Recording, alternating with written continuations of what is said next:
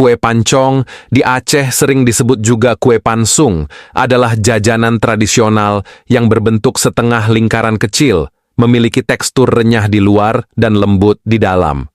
Rasanya gurih manis, dominan aroma kelapa, sangat populer sebagai teman minum kopi di sore hari. Walaupun kue pancong dikenal di banyak daerah di Indonesia, seperti Betawi atau Sunda, versi Aceh punya ciri khas rasa kelapa yang lebih kuat dan tekstur yang agak lebih padat. Ciri khas kue pancong Aceh dibandingkan daerah lain. Di Aceh lebih banyak menggunakan kelapa, membuat teksturnya lebih kaya dan gurih.